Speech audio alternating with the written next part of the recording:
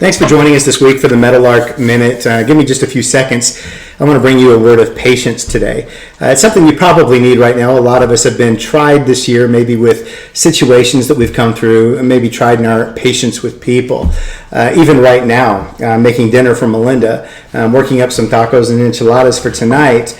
And I was super excited because I was going to make, some homemade chorizo. And I've done it once before, and it turned out really good. But I tried a different recipe, and I'm putting it together, and I got my pork, and I got my peppers, and I got my oregano and spices, and it looks good. In fact, it looked finished. I was ready to go and just move on. And then I saw the last step of the recipe, and the final step of the recipe said, now wrap it in saran wrap or put it in a Ziploc bag, put it in the refrigerator, and wait for 6 days. And I thought, man, I don't have 6 days. Dinner is for tonight.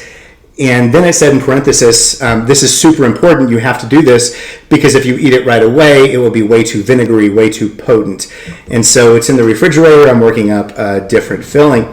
And I was thinking about how much I desperately need that final step of the recipe in my life. Patience.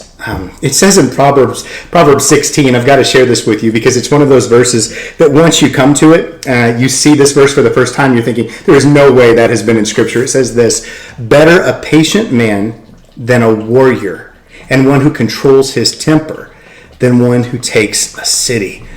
Let that marinate for a second. A patient man is ultimately greater than a warrior. Think about how true that is. Being willing to take a stand, to be bold, to even take up arms, go to war, and let your passions drive you for something that you believe in, a cause you believe in. That's sacred, that's beautiful, and that's noble.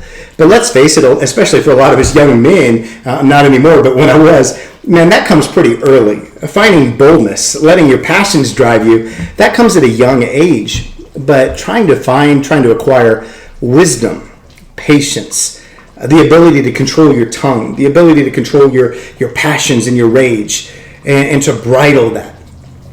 That's still elusive to me. And that's why Proverbs says a patient man is ultimately greater than a warrior and somebody who can control their temper than someone who can control their rage. James 3 applies the same logic to the tongue. And I think about how much we need that right now, how much I need that in my life. And I'm praying that God would bless you right now with that. It says in 1 Thessalonians 5:14, we urge you, brothers, warn those who are idle, encourage the timid, help the weak, and be patient with everyone. I pray that God would bless us with a spirit of patience to wait on Him, to be patient with one another, and to be patient in trials that we might be passing through. God bless your week.